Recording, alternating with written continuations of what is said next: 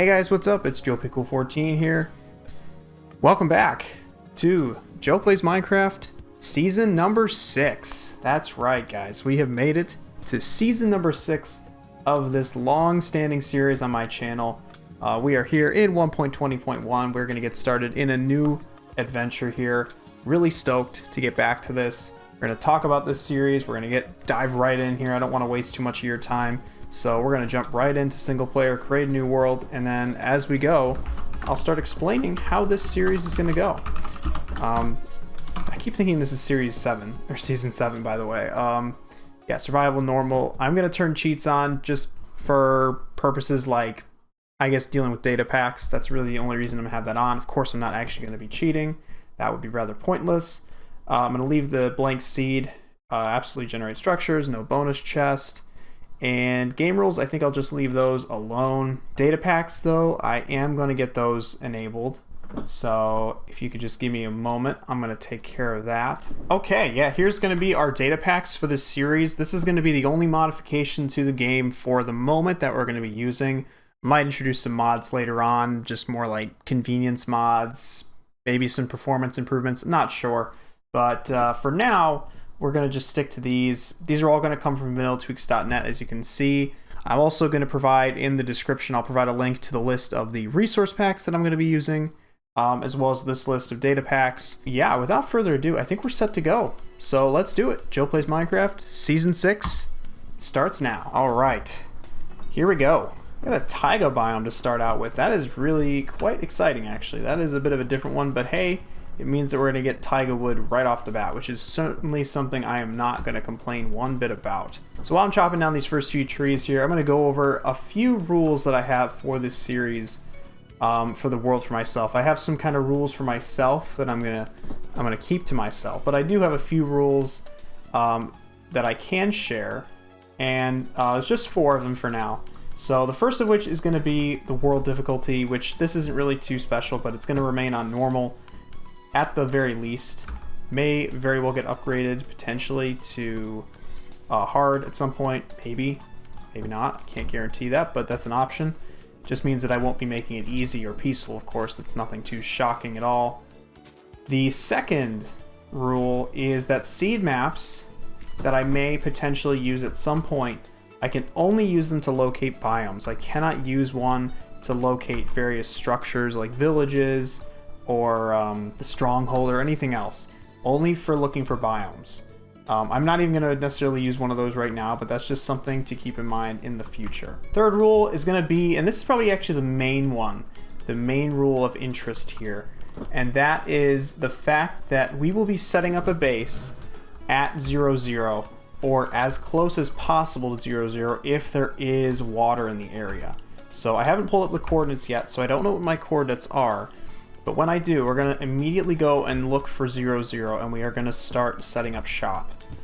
So, and I wanted to do this as kind of a way to just, I guess, take out the process of looking for a base in the first episode. Of course, it doesn't mean that we can't explore, and I'm not saying I can't create another base later on, but for now I want to set up a primary base at 0,0, and we can roll with it from there. And then the fourth rule is simply to have fun with this series. I want to relax, I want to enjoy the ride here. I want to explore as many aspects of this game that I can possibly do in this series. There's so many that I have yet to really get into, and I think this series is going to be a great opportunity to do some of those things. So anyway, we got our basic tools set up here.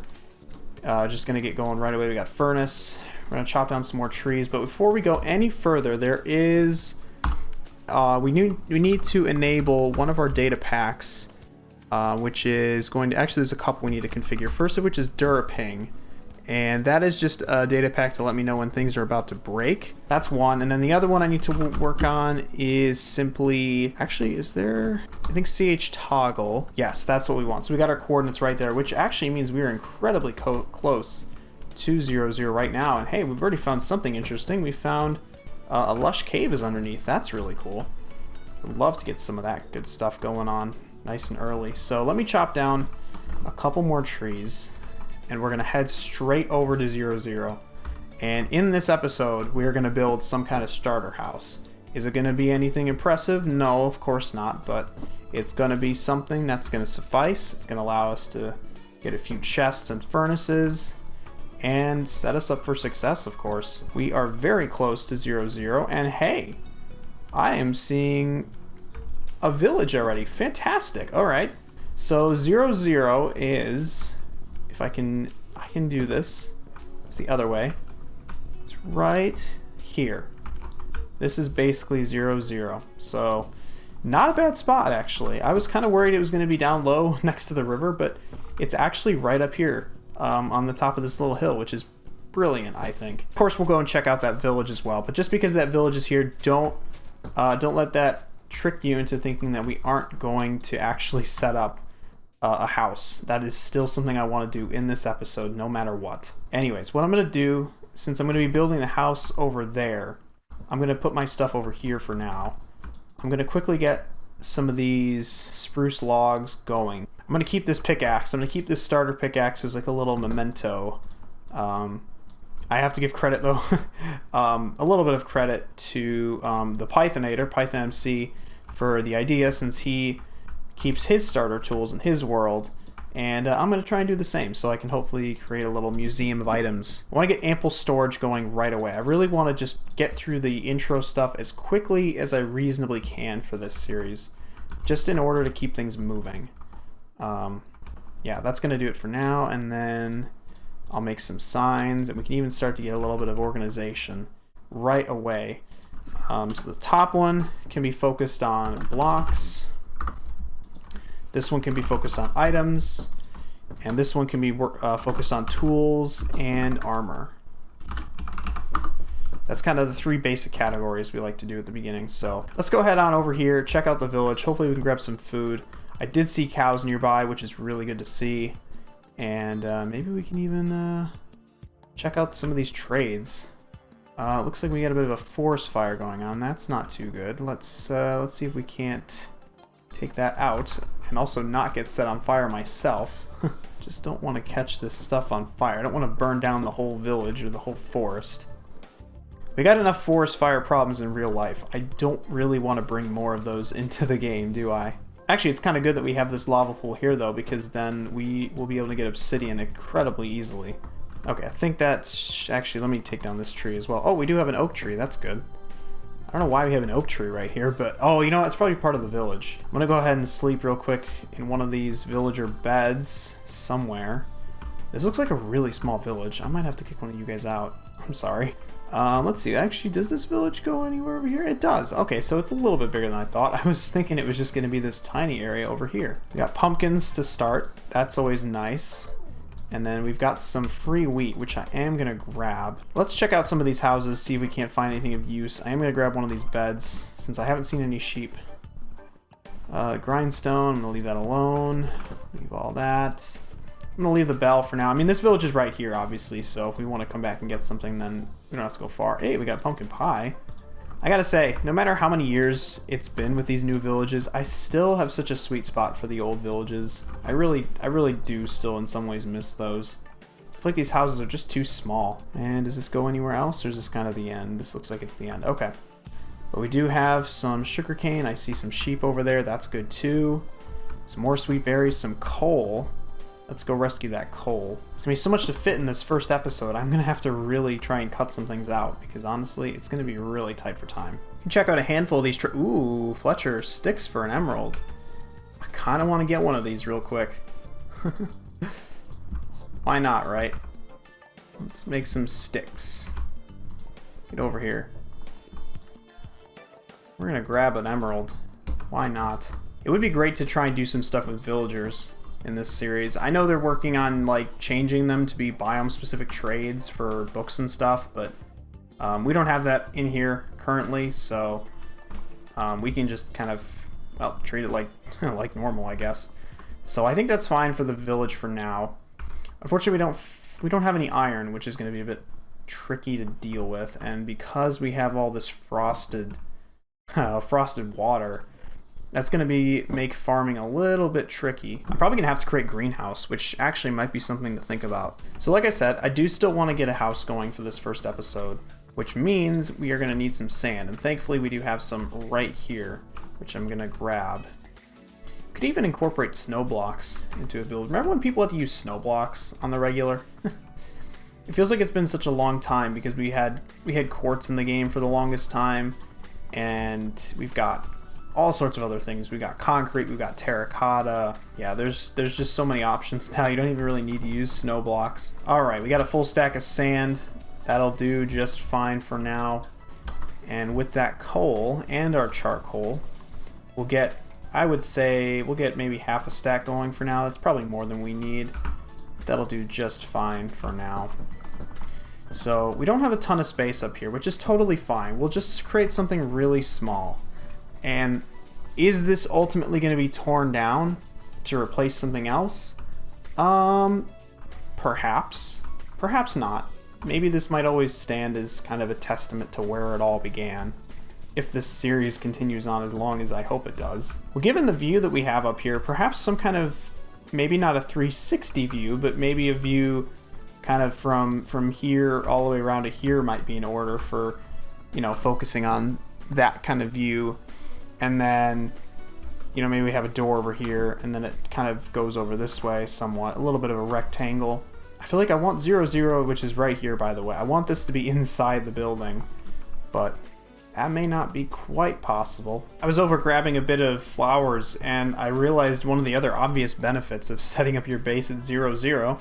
You always know where it is. You can't really get lost because you simply head back to 0, 0.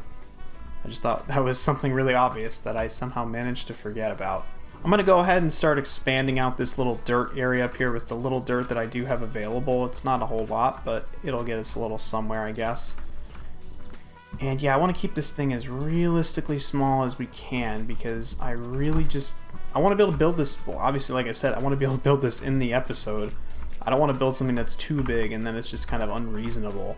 So I gotta be a bit realistic here about what we can and cannot do.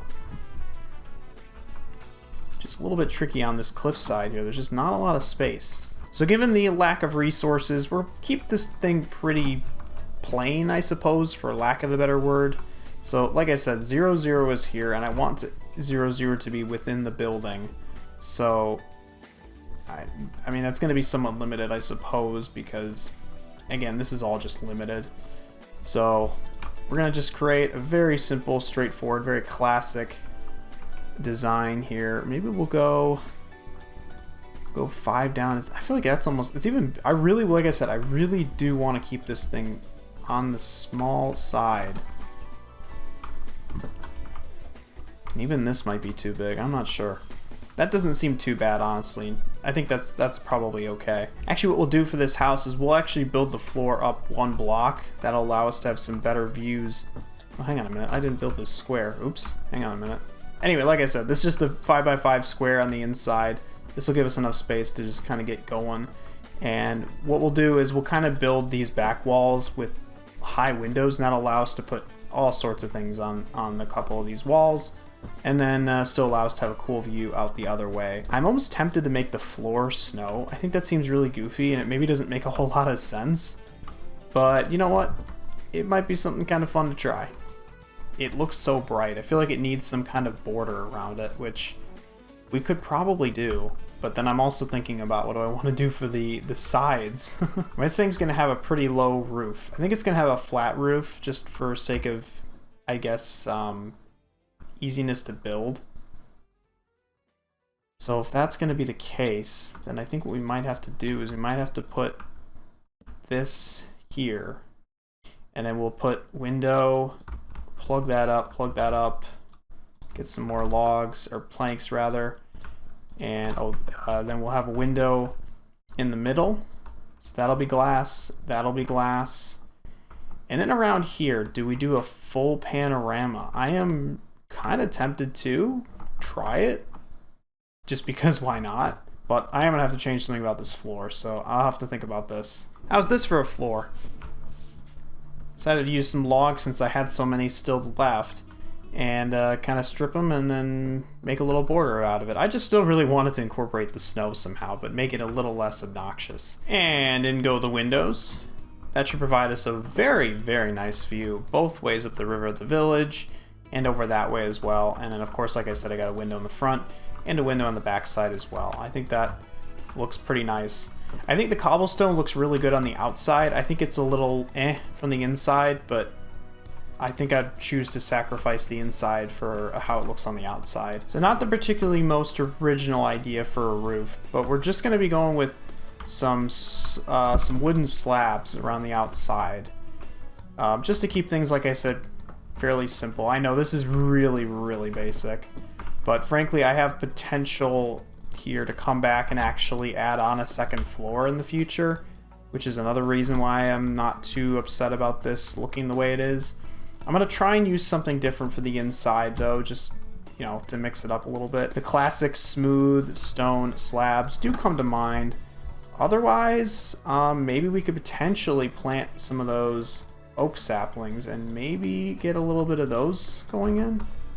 I haven't used much oak in this build, and I'm kind of a bit hesitant to. I think it might work better to keep it out. I guess just for simplicity, I am going to just try it with the spruce, just to see if I can live with it. Yeah, I think I'm good with that. I think the snow floor is a little bit bright, so I'm not too confident I really want to keep that. It just looks so obnoxious to me. I could replace it with oak.